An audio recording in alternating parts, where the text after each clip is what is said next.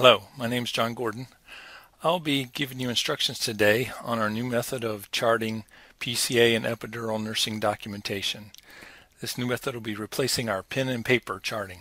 The first thing we need to do is to upload the PCA and epidural templates into your list of preferences to make them easily accessible for you to use. So you'll need to sign on to CPRS. Once you've entered a patient's chart, go to the top of the window, and in the menu bar where it says Tools, click on Tools. Then go down the list till you see Options. Click on the Options selection to open the Options window. Once the Options window is open, go over and click on the Notes tab. Under the Notes tab, you'll look down where it says Document Titles. Under that heading, you'll see a Document Titles bar. Click on that Document Titles bar. The Document Titles window will now open. Under Document Class, you'll see Progress Notes. Under Document Titles, it'll be blank. Here you'll type in EPI because we're going to load Epidural Nursing Note first. As soon as you type in EPI, the epidural notes are going to pop up. There may be more than one kind of epidural note, so we're going to be looking for the epidural note that says Nursing Epidural Note, as opposed to the Anesthesiology Epidural Note. Once you've selected the epidural nursing note and it's highlighted, then you're going to click on the Add button. The Add button will move it over to the right-hand window under your list of titles. Now we'll add the PCA template. So under Document Titles, you're going to type in Patient CONT or Patient Controlled, and the Patient Controlled Anesthesia nursing note will now pop up. Make sure PCA documentation is highlighted, then click on the Add button. This will move it over to your list of titles on the right hand side. Now you've loaded the nursing, epidural, and PCA documentation templates on the right hand side under your list of titles. Go ahead and click OK. This will close your document titles window. Now you should see your options window. Go ahead and click OK to close that window out also. Okay, let's open these templates up so that we can take a look at them and see what's in there. First off, if you go to the bottom of the window, you'll see your Notes tab. You can click on Notes, and then you're going to click on New Note. Once you've clicked on New Note, the Progress Notes property window pops open. In here, you will see the list of all the different templates that you may have. The Progress Notes title is an empty bar right there. If you have a whole lot of them and you want to quickly find the particular template you're looking for, just go ahead and type in the first few letters of the template and it should help pop it up to the top. As you can see here, I only have 2 loaded. The first note we're going to look at is our PCA pump note.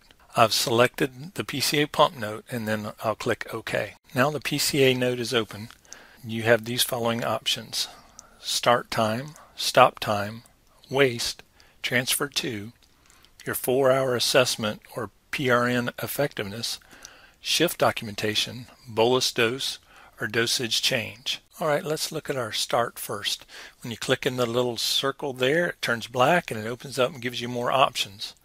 As you can see, you have your start time, your provider, medication, transaction number and expiration, your bolus, PCA dose, delay time, continuous dose, your max not to exceed dose, and then a spot for the witness. Looking a little further down the start window, you'll find a spot for your vital signs, your level of pain, side effects, and your level of consciousness. Let's take a closer look at the vital signs options.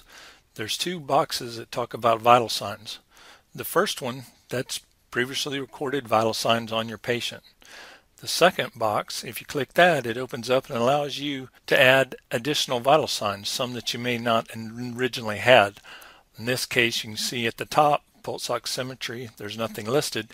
So down at the bottom, you can click in the pulse oximetry box and add the patient's pulse oximetry. Next, we'll look at the stop time.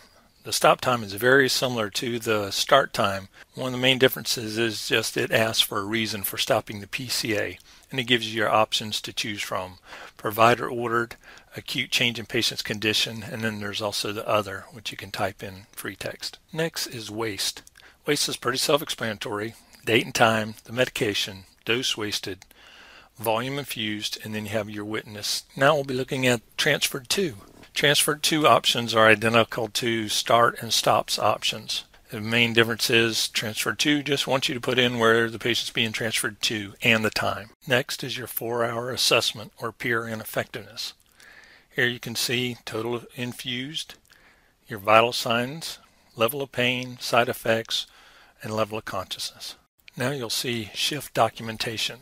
This is what you fill out during shift change.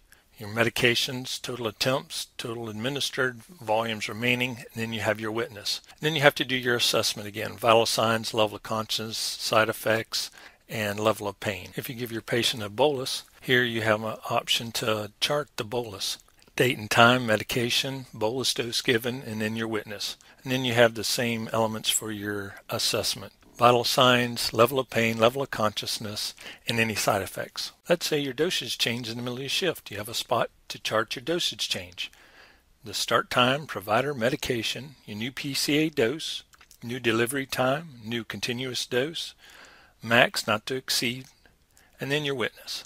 And as always, you need to do your assessments. Vital signs, level of pain, level of consciousness, and any side effects. That concludes the PCA documentation template.